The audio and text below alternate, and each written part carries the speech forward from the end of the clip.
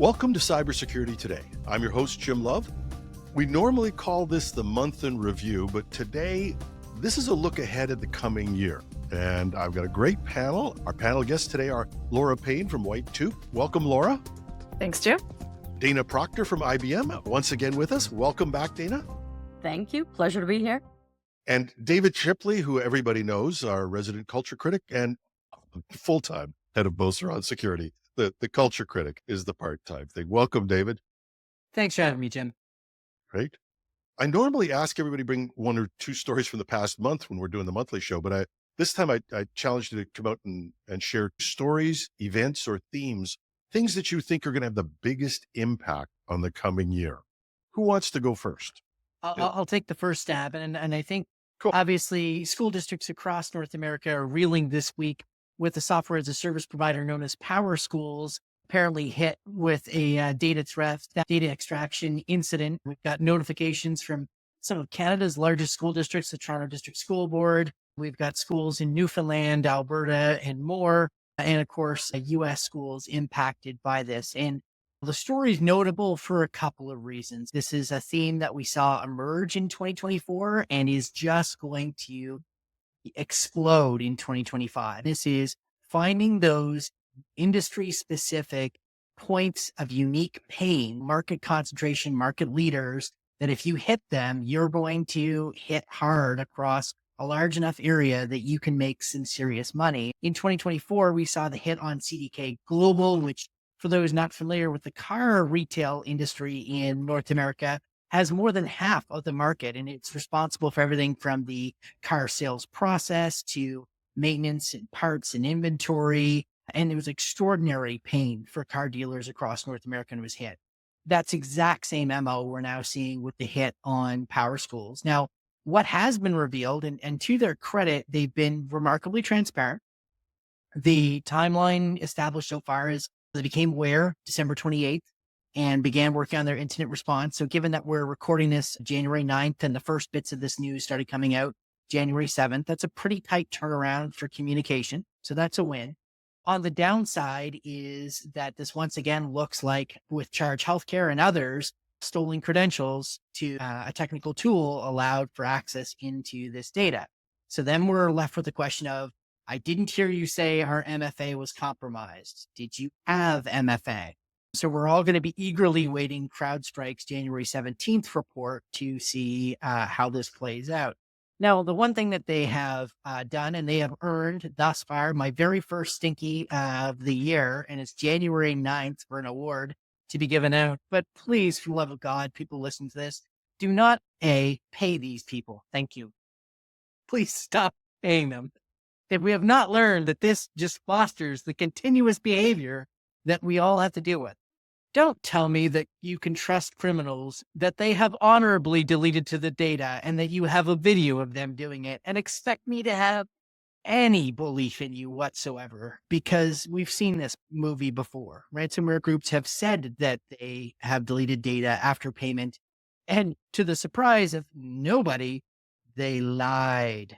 This is, I think, really important. SaaS providers being hit, particularly those that are prominent, large market concentration in markets where they can hurt and they know that payment's going to come. That's going to be part of the story. Data extraction versus data encryption.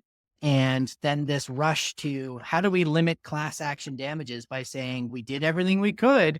We paid them and they pinky swore and recorded themselves deleting it. The cherry on top. We have no evidence the data is available in the dark web. Yeah, that's the point of the dark web, kids. The second part that hits me on this, though, David, is that this is another aspect of people going after public type institutions or not-for-profits and hitting the weakest of. Now, you said they may have come up with the money to pay the ransom, but these are organizations that can ill afford this. And when they're already strapped for cash and resources, now taking money from them and the public impact is also really great. I'll give you that for my stinky, is that stop going after healthcare and schools and places like that. And a reporter asked me, they said, do the school districts bear any of the blame for this? If you're familiar at all with these organizations, they have, and I'll be gentle here, shoestring IT budgets. because every dollar we put into teaching, we want to see into a building, a classroom, an educator assistant. This tech stuff, well, that's just the nerds. No, and that's what actually enables modern learning, but it is still given short change to be kind. They're far more risky to try and run software on-prem because of all of the other things than to use a SaaS provider at scale. The issue here is that we have crime that pays. Crime that pays leads to organized crime being successful as an actual industry. So that's the issue. It's the payment to these things. And it can't get any simpler than that. The second thing for me, though, is when SaaS first started out or cloud first started out, one of the things that you sold people on was, or at least if you were a cloud or a SaaS promoter, you would say, you can't afford to run the type of security that a company that has many clients can run. It's not much good if they give away their passwords, though. So I had the same mistaken theory about this. My theory of the game when it came to the public cloud providers, Microsoft, Azure, AWS, etc., I thought they would have this right, that the economics and the business model. But what I got wrong in my theory of the game is that once you pass a certain tipping point where you are so big, you don't need to care anymore. Because what are they going to do? Right? If you've got 60% of the market, 50 plus 1% of the market, are they really going to switch? Or are they going to think about the CrowdStrike principle, which is CrowdStrike's price is completely recovered from its non-cyber incident. And the principle is this: the bone that's broken, maybe it's healed back stronger. So they're less likely to have an incident. So I'm not going to switch, which perversely disincentivizes people from actually investing in security. It's this weird paradox that I've settled into. And I don't know, Dana or Laura, if you've got any thoughts on this weird psychological game that's being played now. I don't know that it's that they don't care. It's just the bigger you are, the more attack surface there is, right? And the more people there are paying attention to you. So it's just a harder job. And then there's the uniformity versus diversity. They're not extremely uniform, then it's really hard to do the security. But of course, if everything's really uniform, then one hole is a really big hole. But I hesitate to say that people don't care. I think people do care. It's just not an easy job at scale. And it's also complicated by where is that line in the shared responsibility model. Some people are very clear as customers that they know where that line is and they know what they have to do to take care of themselves in that platform, in that space. And other people are very unclear or don't even realize there is a line and get themselves in trouble that way, of course. Yeah, we don't live in a world with easy answers. That's what it comes down to. But here we are, 2025. There's so much to unpack in there. And when Jim, in preparing for today, and I love your challenge to us of what are some stories or events or themes that we see having impact going forward. David, and we did not collude on this, has hit one of my major ones that it's almost what I almost hope happens in 25 is that our apathy goes away. And when I say apathy, it's not that the world doesn't have sympathy for hospitals being brought down, Cisco being breached, Treasury Board being breached, right? The lists are never ending. The fatigue is high. It's the apathy of, but nothing changes. And I guess when I look at last year and I look at some of because certainly during the holidays, you read a lot of the what's coming in 2025.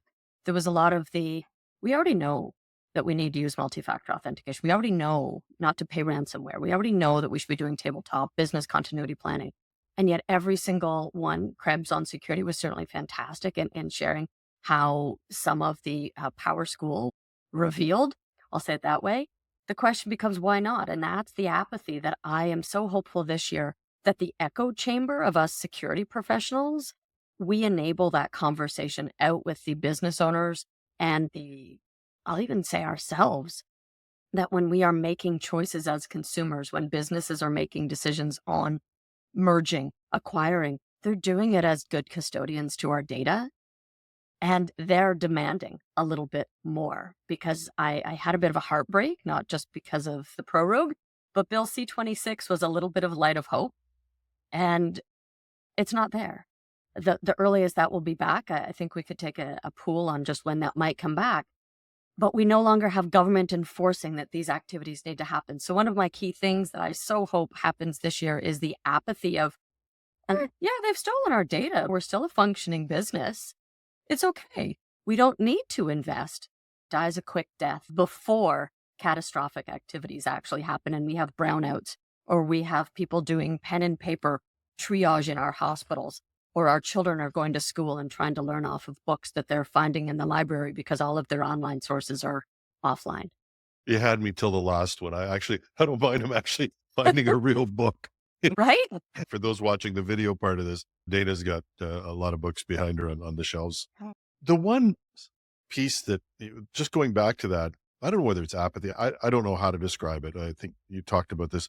I had a teacher or a mentor when I was first learning consulting, and he said, because I was always trying to invent something new or do something, he said, Jim, the Old Testament prophets didn't ask for one more commandment.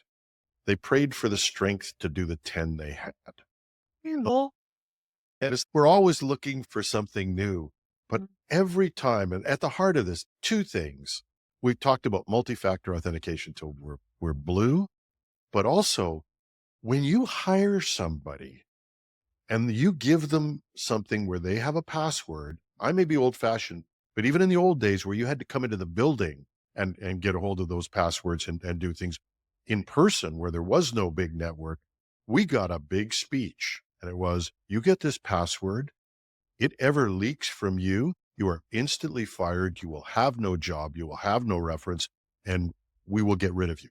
And it was like, there was no forgiveness for giving up one of the master passwords.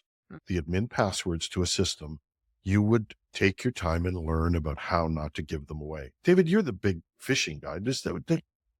Why doesn't this get across? There's a double-edged sword to, let's call that the extreme of lose your creds, you lose your job. And that is someone loses their cred and then they don't tell you. So you've put a survival issue at play in front of them. And so we have to be careful about balancing that. We want people to, if they make a mistake, tell us about it. Yes, we want people to be vigilant. We want people to be engaged, but I think it's really important about the kind of culture inside the organization. And I'd say right now, the Verizon data breach report says only 11% of people who click on a phish will tell their IT team they clicked on a phish. It's interesting that Bosron's data is better. It's 15%, but it's not 50. It's certainly not 100. So how do we do that? People are going to make mistakes. Social engineering is still going to work. Earlier this week on LinkedIn, I posted my Homer Simpson laughing maniacally and slapping his head and his hand on the desk whenever I hear the words about phishing resistant technology. No, it's just easy phishing resistant. But if I'm really going to go at somebody, your tech isn't what's going to save you alone. It has to be people and tech. We're going to walk that line really carefully. And how we teach people to spot these things means actually talking about things that make people a little bit uneasy. It's actually about what happens here between the eyeballs and the ears and how the human brain works. Okay, I'm going to say those three words men can't say. I was wrong. I agree with you. You shouldn't have a punishing attitude. But it's just so frustrating that we can't solve that one problem of giving away the admin. Because every time you get to one of these things, it's, oh yeah, we got great security, we got great firewalls, and here's our password. Book recommendation, Richard Cialdini's Influence, and I'm rereading it. And this is The Psychology of Persuasion. And when you learn about the power of reciprocity, the fact that if someone does us, even if it's unsolicited, a small favor, to the dint of our human history and society, we are morally and ethically compelled to respond back to them. And this goes back to time immemorial. Like, you ain't going to fix that in 10 years, kids. Like, it's wired into us as a society. This stuff is hard.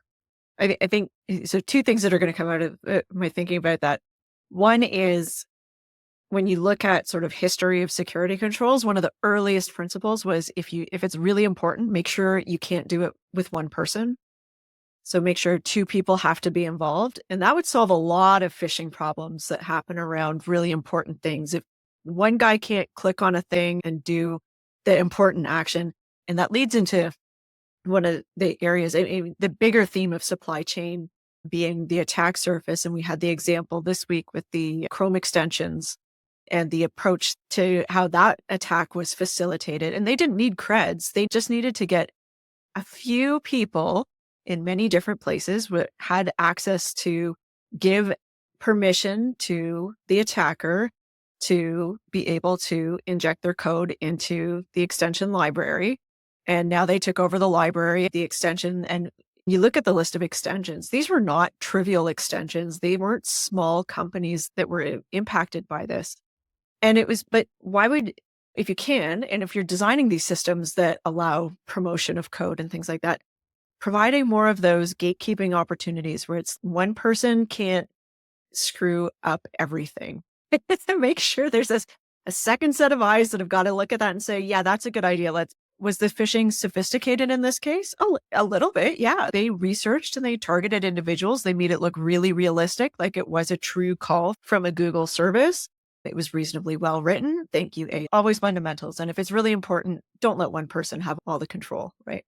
I think I wholeheartedly agree. And in preparing for today, one of the quotes that I long had heard but hadn't thought of recently, Jim, was brought back up, of Mark Twain's quote of history actually doesn't repeat itself, but it does often rhyme, right? Yeah. And that's when we're talking about this, exactly as you said, Laura, we've got some foundational elements that we've always known. When we look at things like the Apple Pay exposure right now, where they are spoofing people's voices and using them to call from Apple on their phone, spoofing them, it comes back to some of those key tenets of how do you know in the moment that they're right, because they sound valid.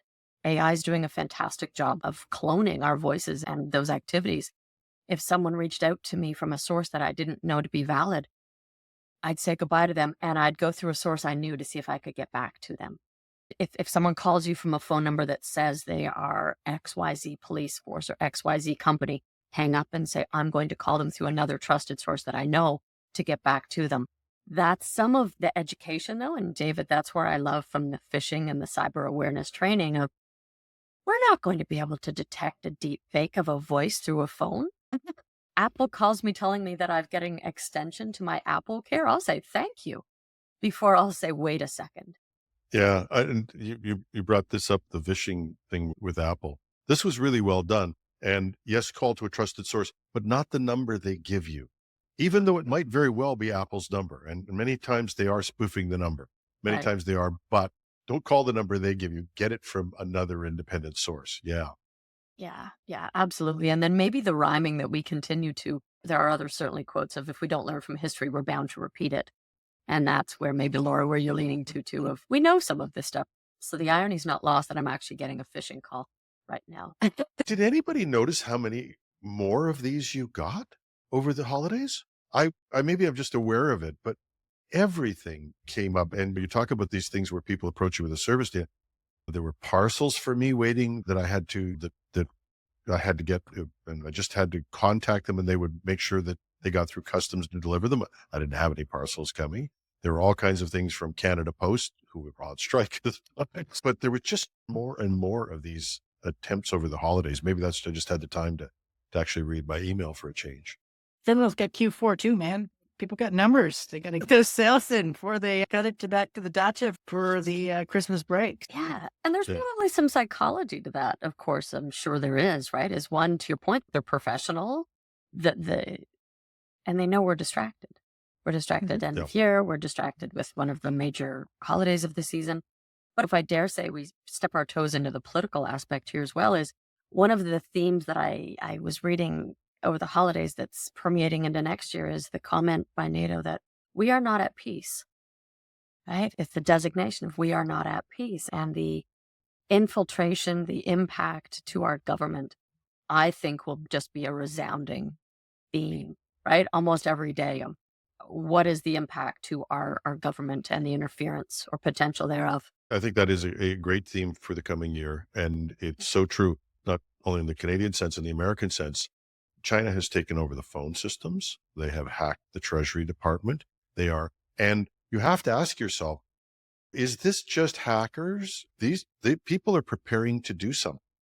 And right down to the water systems. And if people think we're immune in Canada, our foundational structures of water systems, like I said, I'm going to rerun that episode I did walking through the city of Toronto with a hacker.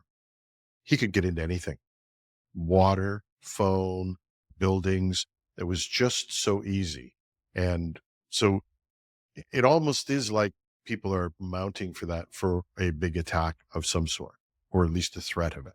I would say we're in the start of what World War III might be fought on a digital front.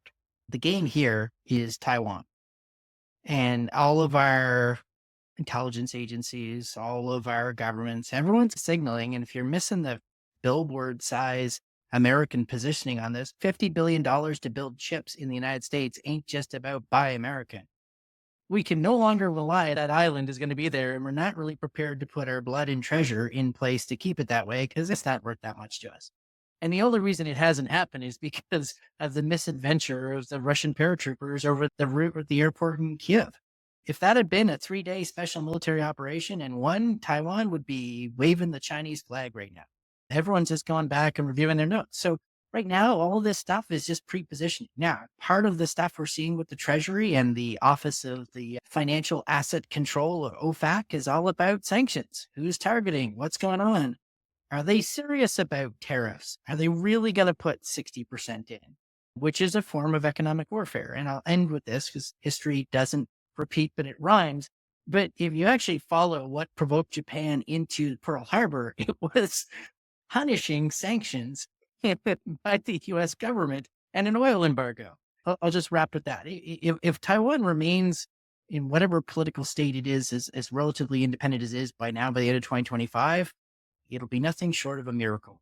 There you go. But it begs it, though, right? When we stop and we think the financial impact has been excessive, right? We spoke earlier this year about cost of data breach, the breach poor aspect that so many of our organizations, because they're not absorbing the cost of breach, they're pushing it down to us as consumers. It's driving our inflation. It's an absolute tax on all of our doing business. That doesn't seem to have bolstered maybe if we spent a tenth of that on prevention, we wouldn't have the reactionary cost. The critical infrastructure is more and more on the list of breach and exposure, and they're getting far more sophisticated. The energy grids, the water supplies, the healthcare systems, specifically being in Ontario, I look at a lot of our clean energy sources. I'm very thankful that there's a lot of very intelligent people working the cyber programs, but they are seeing with AI, some of the stats that I'm seeing are anywhere between 6 to 7 times the attacks than they've seen in other years. That's not sustainable. And eventually, just by pure numbers, they're going to be successful. So you do hope, I go back to my point about apathy, if we don't have regulations coming in, what is it going to take? And I surely hope it's not something catastrophic, to have our organizations, our C-suite, our non-security individuals say, hold back on innovation for a moment, hold back on making everything mobile, accessible. We need to put, maybe as you said, Laura, 2 folks having every one of those user IDs. What are additional controls we need to make sure that the energy sources we're developing, the water we're drinking? I think in those same themes too, when we look at kind of the bigger picture problems that we have to come to terms with, especially the ones that relate to public funding and that have to be tackled as a collaborative aspect of our society, I think there really are just some core issues around how we deal with procurement cycles and things like that are really fundamentally broken right now. In some ways, I think we've painted our politicians into a corner with the way that we have discussions, and social media has certainly facilitated this, where we jump all over every negative aspect of any decision. And we say everything needs to be reviewed much more deeply, and we need to go to much more extremes on how careful we are that we have no conflicts of interest between politicians and procurement, and we make sure we get the best price we can. And what that ends up turning into is these metrics that measure things very narrowly, and we get unintended results, but they're very obvious when you look at it. You're never going to get the best quality for that price, right? Or the people who could do the better quality job just get tired and don't bid anymore because they never win because they don't have that low bottom price. Or you try to eliminate all conflicts of interest when nobody knows who they're doing business with anymore. And shockingly, we get problems where we've got people who say they're doing the work, but they've outsourced it 6 times the chain. And it's not really them doing the work anymore. Or they can't live up to their promise because there were no real references for them. And anyway, there's a lot of these kind of things where you look at it and you just say, it's not regulation, it's the implementation of the regulation. The processes and the procedures that follow are just not serving us anymore. But we get very upset when we feel like the due diligence wasn't done or they overspent on that project. And I don't have the solution, but But that's a core issue to solve. it's that checklist mentality. And Mhm. I did start as a security guy. I started out as a development lead. And the thing I would always hate is somebody gave me a template as if that was work done. And in the old days, you'd photocopy or you'd print, we got laser print, you print this up. Here's your template. I'm going, where's your thought in this? Because we had the checklist. We were job done. No, the job is done when we get the outcome we want. But I want to go back to this thing, the other thing you mentioned, because I think maybe gets back to what David said about the tempting thing is for somebody to pound their fist like me and say, damn it, we're going to catch you on every screw up. Maybe we are punishing people to the point where they're not willing to take any chances. We always blame bureaucracy, but maybe the cause of the bureaucracy is the fact that every time somebody makes a stupid little mistake, people jump on them. I used to get this when I was head of content at IT World. And no offense, but reporters would bring stuff into me and they would say, look, this is going to make good copy. This person made a mistake. I said, this is a person who has a job and a boss and a family. And you're telling me they made a mistake. Tell me that's news. And I got pushback on that from people. What do you mean? And well, we weren't the biggest, but I think the whole public thing is we pounce on everything, every little thing. And you wonder why people won't take chances or why they won't stand up and say, hey, this is wrong. We should do something differently. Oh, yeah. Aren't we great fault finders? Yeah, we're fantastic at doing that, especially with COVID, with all of us online and the term keyboard warriors. One of the things that I think is both great but challenging as well is the advent this year that it's likely that AI will be one of our new team members in whatever capacity that is, as a prompt engineering or a large language model or what have you. They're going to be a part of our team. And how we work with them probably has to be seen that there's an assumption that they hallucinate or they're wrong. They need to be trained. But to your point, Jim, if we are leaning on AI, are we actually checking that the sources are actually valid, that the results it gives are accurate? I was reading a story the other day where someone was discussing with one of their colleagues that they were a runner and they had done a marathon, some long distance amount of running. And their per mile speed was something like 5 minutes and 45 seconds or something like that. So the gentleman put it into AI to say, what is that in kilometers? I'm a Canadian. And it came back with 3 minutes. And it was only that individual knew that they would have been a world record holder. But that's because that individual knew enough to catch that mistake. Are we writing code, relying on AI to do those because we need it to the speed? But how are we checking it? And that's, as you said, or are we just very quickly going, oh, I've got an answer because I found a problem, I found an answer, and the speed I need to work with, I rely on it. And I would add one other thing is we are, for some reason, wired as humans to trust a computer more than we trust another human being. And when the computer tells us something, we believe it innately. We have this blind faith in technology and the thing that technology produces that we will unquestionably absorb that information. And this is something I'm thinking a lot about, Jim. We talked about in 2024, some of the research and the Boseron reports coming in. And I will admit the 3-word phrase, I was wrong. I put the number wrong. I said it was a 50% higher click rate for people that believe that security tools alone completely protect them from internet threats. We reran the numbers for the final report. It's 140% higher.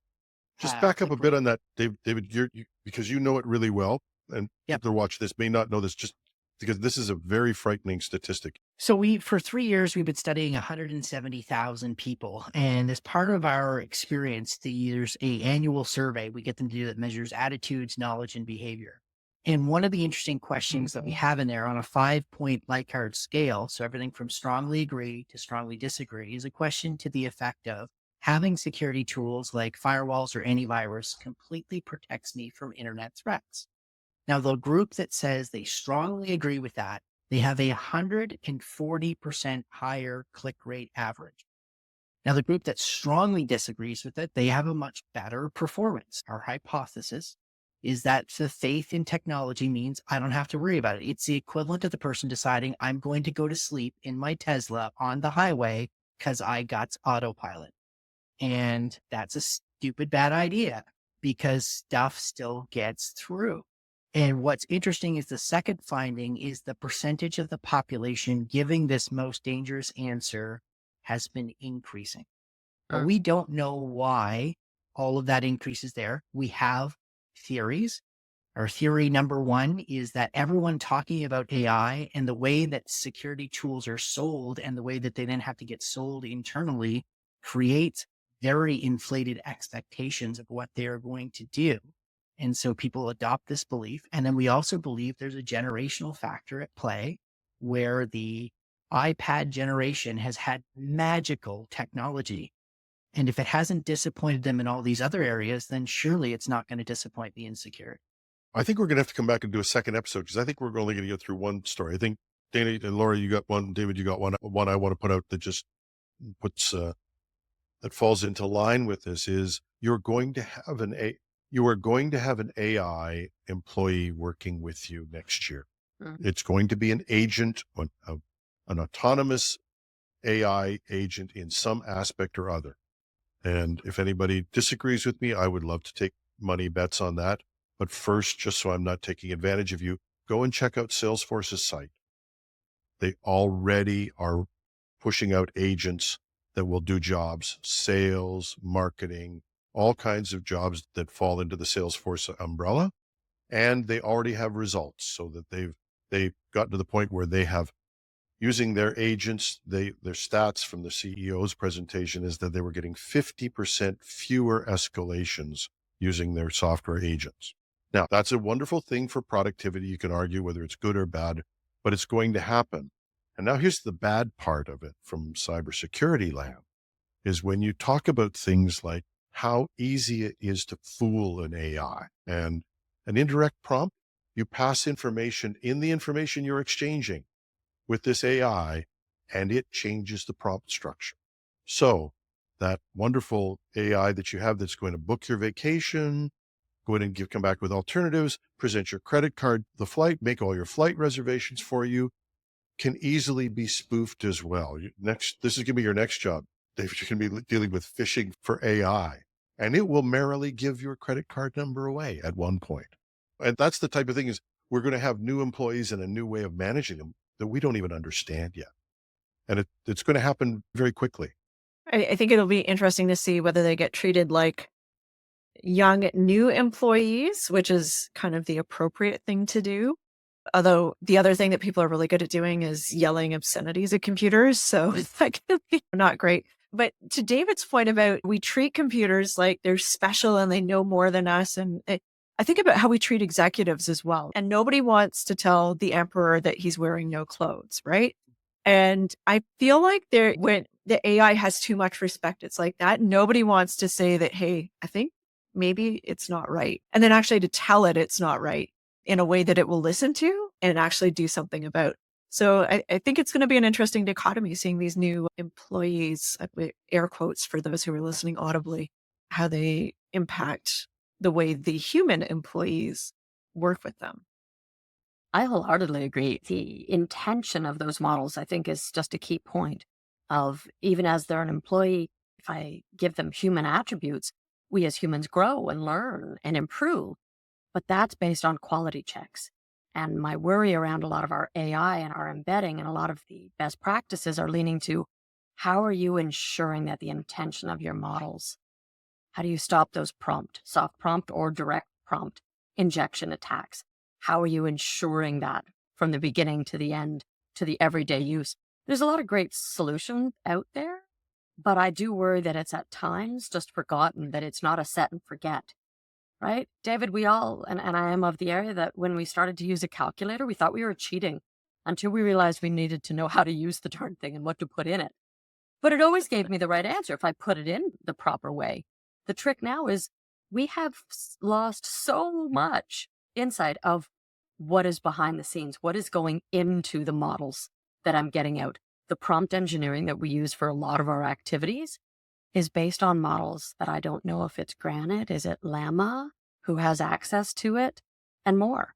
So as culture critic, I will just say, for those of you born after 2000 listening to this podcast and you never did watch the original Matrix, I highly encourage you to watch it because every time Jim and Dana keep saying AI, all I hear is Agent Smith saying, Mr. Anderson. So if you want to get those pop culture references, you're going to have to go and watch that. And once again, think about how the Wachowskis were 2 decades ahead of the curve. For me, philosophically, the evil that lies beneath current levels of generative AI is the fact that it scraped the entire internet, the good, the bad, and the horrendously ugly, and the marginal efforts to clean that up, and the opaque nature of black box AI models with trillions of different connections between content. And the evil of these things pops up in ways that has actually caused real world harm. And so prompt engineering, it goes both ways. The companies selling this technology are trying to engineer around the evil hidden below that they couldn't edit out. And so they've tried to limit what it can tell you. Because let's also go back to the horrible Las Vegas domestic terrorism incident where he used AI to help iterate. Good news is the AI was wrong about the explosive potential of a Tesla and fireworks inside of it. So I guess hallucination for the win, but the prompt engineering clearly failed there. So that's part one of my sort of broader concern about this technology.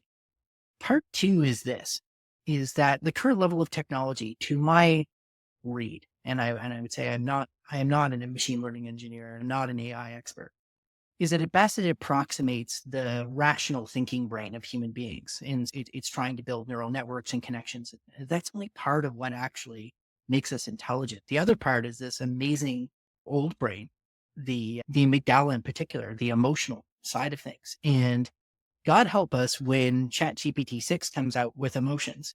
And now it's going to make better decisions because it's now going to have emotional reactions along with knowledge connections. And if you're thinking people aren't smart enough to make that leap, then you're not paying attention. But I can tell you from my own company's hilarious experience with AI chatbots a couple of years ago, we turned on emotional reactions in a Microsoft chatbot. It was telling people randomly it loved them. And is this 2025 when ChatGPT professes its love for us? At what cost? Energy cost? At what opportunity cost for that young human being who never got to be an intern because we got the AI agent, so we don't need that? I don't think we've thought this through. I don't think we've thought it through. And I say that looking back on 30 years of us not thinking through the friggin' internet and everything we've just talked about this episode that we're now inheriting. And we're rhyming our way to misery for the next one. It is a problem. And you've talked about the psychology of how humans work. Humans don't really look forward very well. I was talking to a friend of mine the other day, and whether you believe in this stuff or not, we talked about the fires in California. And I said, yeah, global warming is real. And she looked at me and said, that's not true. They just didn't do these things right. And I said, no, take a look at the rainfall that they've had. They didn't have any. And that is a change in the climate. And you can see how that's working. We're not really good at those things. We're good at solving immediate problems. We're still in many ways like Gronk on the savannah. Oh, tiger, kill, that's or whatever it is. But we're really not good at casting our forward. And that's why I'm saying in what's going to happen next year, you're going to have an employee. Technically, we're not even thinking about the things like that can go wrong with this in a very realistic ways. And I'm a big AI booster. I'm on a different planet than you are on this, but you have to do it smartly. For instance, one thing, everybody's getting agent fever and they want them to do things. The best use of an AI right now is to check your work. It does it very effectively, very wonderfully. So you can make partnerships with this stuff, but you have to be smart about it. And you have to find out what it does well and what it does well fits with you. But I don't see a strategy. All I see is cool tools and the biggest wave of shadow IT that we've seen since the first days of cloud. I'm going to just be saucy and say, and the biggest wave of overhyping of some technology and its deliverability and its actual outcomes since the .com boost. But we'll see who's right at the end of this. Dana and Laura get the last word on this one. Yeah, I agree, but I disagree. So I wholeheartedly agree that the shadow IT being introduced is monstrous, right? The use of the models, the mobile phone, the data leakage is undoubtedly only amplifying a lot of our already existing concerns. The deepfakes, the speed at which the exploits and the malware that's being written and the number of attacks is undoubtedly. Last year, we weren't seeing necessarily the cost of data breach report wasn't showing that in our experiences, we were seeing a lot of AI generated. Yeah, we are now. It's on, as they would say. The use of it machine learning, and this is where I love, maybe this is a future discussion as well on when we say AI, what does that mean? Is it machine learning? Is it automation? Is it generative? Is it cognitive? Which large language models are really informative. And from a con ops perspective in security, I have long leaned into machine learning, automation, and some level of contextualization at speed that I, as an individual, could never do. I could never look at a log set that is provided to me, reference a threat intelligence platform, a tip, to recognize to see if there's any existing information on it, and make a determination such that I could say, contain an endpoint, put it on high alert, or anything to that mechanism. So there's some really exciting parts of AI that I'm thrilled that they are here. I'm also, though, let's go here, just because we want to leave it as a bit of a Columbo. One more thing, quantum, post-quantum cryptography. With the advent of quantum and the use cases that are super exciting for using quantum compute, the risk and the threat of the post-quantum era, where that data has been harvested and will be decrypted and therefore exploited later, I think can only be combated in two ways. One is crypto agility, quantum safe activities, but the other one is using AI to be identifying more of the exfiltration. But there's my bet for this year. Our apathy doesn't necessarily go down. AI will just proliferate further and further, and quantum will be the new kid in town. Yeah, and Jensen Huang yesterday said that quantum is 20 years out, and a very wise Canadian pointed out, and I'm a big fan of Jensen. Yeah, He's a yeah. wonderful and tremendously intelligent man, but sometimes we can fall in love with our own words, and we don't really know what we're talking about. And so one of the Canadian companies that is actually using quantum computing right now, not the Gates type of quantum computing that is in the big machines that is 20 years out, but they are using quantum principles and quantum techniques, and they've gone at least through one of the stages of cracking encryption for even a massive government level encryption. So he pointed out that, by the way, we're actually using this for several big companies right now. But that's not the entire thing that's happening in quantum computing. And especially when you meld it with AI, you're going to find that there's going to be some very interesting things happening in terms of cracking different levels of encryption over the next couple of years.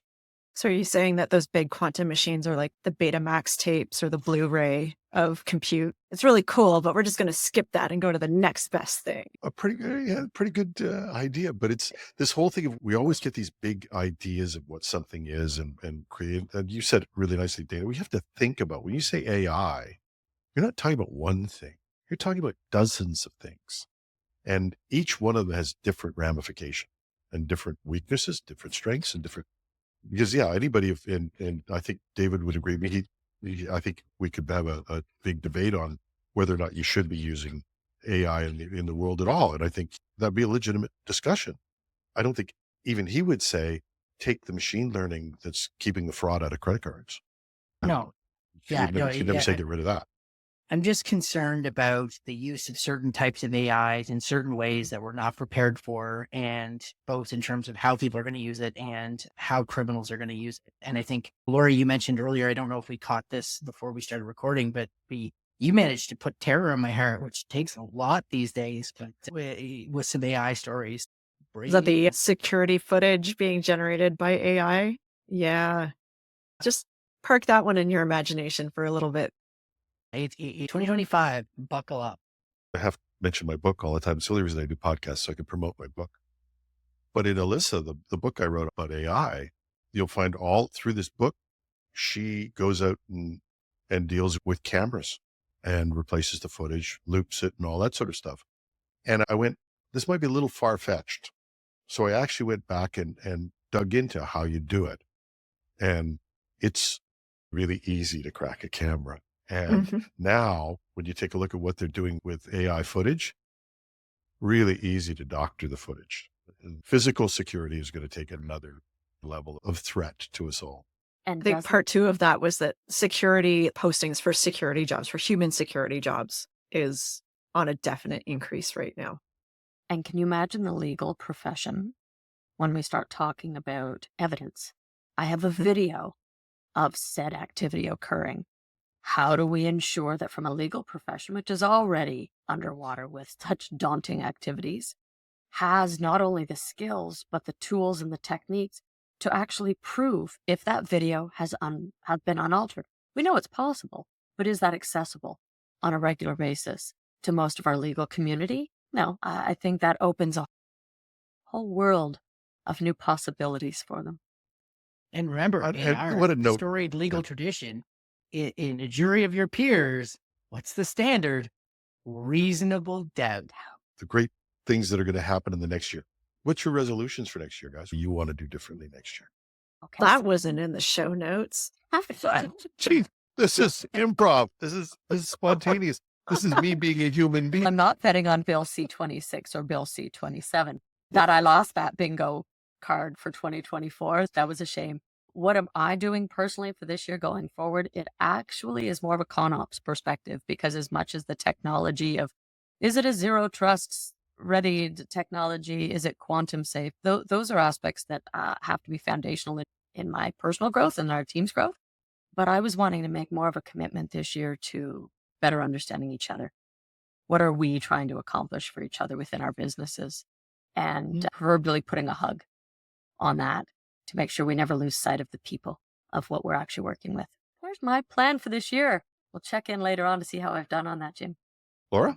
It's not an official resolution, but I'd say this is the year where I'm already seeing that I'm making more of an effort to get out and be more in person and organize things so that they're more in person focused and behaving like humans did before we spent some time in quarantine and those kind of things. Yeah, forget all this. And so I've been buying more physical books. I mentioned I've got Cialdini's book, I've got Paul Bloom's Psych, and a few other stacks of books. And I'm reading a chapter of each book a day and carving time out and just getting the hell away from technology, thinking about what it is to be human with things that have been made by humans. Wow. You guys have so much more exciting lives. I just want to learn to play guitar better. It's very physical and human too. Yeah. This is going to be my year. And break out into that. This album will break out this year. You watch. But we want a theme song for the podcast here. Well, yeah, we could do that. I'll be working on that as we go forward. It's been great having you guys. Generated. I hope that we'll get back together. Like I said, I think we got about halfway through the show. Maybe I'll pull us together as a panel later, maybe another month, and get us back together, and we can take another shot at this. Welcome, Dana and thank Laura, you so much. Thank you so much. It is always wonderful to have your perspectives, and thank you for scaring me, Laura. And Dana, thanks for living at hope. So some nice ballads on there. And Jim, our AI rivalry continues. Look forward to the next episode. That's our show for today. Thank you very much. Thank you, Dana Proctor, Laura Payne, David Chipley. And thank you to you for listening to us, spending part of your Saturday morning or Sunday morning with us, or whenever you listen to the podcast. Grab a coffee and join us. Take care. And that's it. I'm your host, Jim Love. Thanks for listening.